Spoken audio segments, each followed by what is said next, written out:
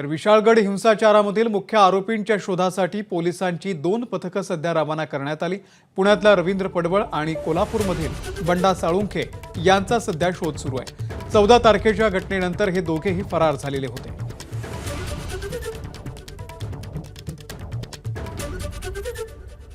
तर विशाळगडावरती तोडफोड आणि जाळपोळीवरून 2 गटांमध्ये तेढ निर्माण करणारे मेसेज सोशल मीडियावरती पोस्ट करणाऱ्याला मुंबईमधून अटक करण्यात आलेली आहे। अंधेरीमधील MIDC पोलीस ठाण्यामध्ये या प्रकरणी गुन्हा दाखल करण्यात आलाय।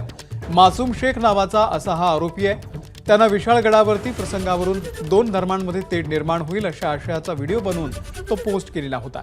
मात्र पोलिसांनी या तरुणाला अटक करून त्याची इन्स्टा पोस्टही डिलीट केलेली आहे।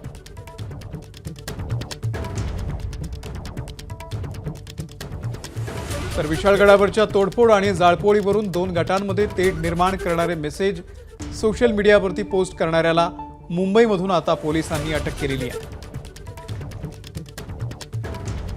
अंधेरीमधल्या MIDC पोलीस ठाण्यामध्ये या प्रकरणामध्ये गुन्हा दाखल करण्यात आलेला होता। मासूम शेख नावाचा हा आरोपी आहे। इथे विशाळगडावरील अतिक्रमण काढण्याची प्रक्रिया योग्यच आहे, मात्र त्यासाठी राजकीय नेत्यांनी इतकं आक्रमक होणं योग्य वाटत नाही, असं मत ज्येष्ठ पत्रकार संजय भोकरे यांनी व्यक्त केलंय। त्यांच्याशी बातचीत केलेली आहे आमचे प्रतिनिधी विजय केसरकर यांनी। महाराष्ट्रातील ज्येष्ठ पत्रकार संजय भोकरे सर आहेत। सर, ABP माझामध्ये स्वागत आहे।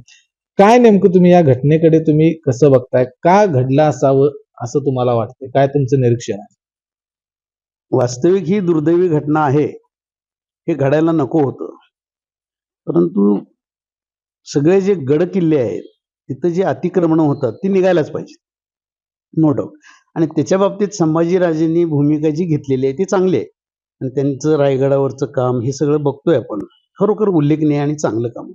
परंतु थोडा संयम आत्ताच्या ह्या विशाळगडच्या बाबतीत राजकारण्यांनी ठेवला असता तर एवढी परिस्थिती उद्भवली नसती। याचं कारण असं आहे की आता आरोप प्रत्यारोप होतात, आता सगळं झाल्यानंतर प्रशासनावर खापर फोडायचं, पोलिसांच्यावर खापर फोडायचं हे योग्य नाहीये आत्ता। कारण पोलीस आणि प्रशासनानं काम केलं नाही का? जिल्हाधिकारी, पोलीस अधीक्षक हे आधी जाऊन सांगतात श्रीमंत छत्रपती खासदारांना, शाहू महाराजांना की कायदा सुव्यवस्था कोलमडली जाईल, भंग होईल आणि तुम्ही काहीतरी प्रिकॉशन घ्या। आणि संभाजीराजेंना फोन करा। त्यांनी फोन केला संभाजीराजे। संभाजीराजेंना सांगितलं की हे कायदा सुव्यवस्था कोलॅप्स होईल, हे व्हायला नको आणि ते स्थगित करूया। तर त्यांनी ते ऐकलं नाही आणि त्यांचं काय नाही, मला त्याचा न्याय लगेच पाहिजे आणि त्याच्यासाठी मला मुख्यमंत्री किंवा उपमुख्यमंत्री यांनी सांगितलं तर मी कुठेतरी ते मला आश्वासन ठोस पाहिजे, ही त्यांची भूमिका होती आणि त्यांचं चुकीचं असेल असंही मी म्हणत नाही। परंतु मुख्यमंत्र्यांनी फोन केला नाही का? पोलीस अधीक्षकांनी, जिल्हाधिकाऱ्यांनी काम केलं नाही का? प्रशासनानं काम केलं नाही का? तर चोख काम केलेलं आहे। त्यांच्यावर खापर आता सगळं झाल्यानंतर फोडणं हे योग्य नाही। मग संभाजीराजे यांनी जी भूमिका घेतली त्यामध्ये काय चूक वाटते अतिक्रमण काढण्यासाठी? हे जे अतिक्रमण आहे ते निघायलाच पाहिजे, ते हिंदू मुस्लिम कोणाचंही असू दे, अतिक्रमण निघायलाच पाहिजे होतं। पण थोडं संयमानं, एवढ्यासाठी मी काय म्हणतो, मुख्यमंत्री स्वतः सांगत होते 7 दिवस थांबा, तर 7 दिवसांनी काय फरक पडला असता? हे जे आता जे झालं याचे लोण पसरत गेले आणि गेलेलेच होते, परंतु तो वेळीच सगळं थांबलं। ते आता प्रशासनानं ते सगळं साफ केलं, अतिक्रमण काढली, परंतु हे पुढं काय झालं असतं आणि मुख्यमंत्री खरं बोलतात का खोटं बोलतात हेही कळालं असतं ना 7 दिवसात। अतिक्रमण ते काढतो म्हणतात, आता तर त्यांनी सगळ्या गड किल्ल्यावरची आम्ही अतिक्रमण काढू असं आज मुख्यमंत्र्यांनी जाहीर केलंय आता। म्हणजे हे चांगली गोष्ट आहे। संभाजीराजेंची भूमिका योग्यच होती, चुकीचं त्यांचं काहीही नव्हतं, परंतु थोडं संयमानं इथनं पुढच्या काळामध्ये सुद्धा राजकारणी मंडळी संयमानं जर का वागायला लागली तर पोलीस प्रशासनाला सुद्धा लोड कमी होईल ना।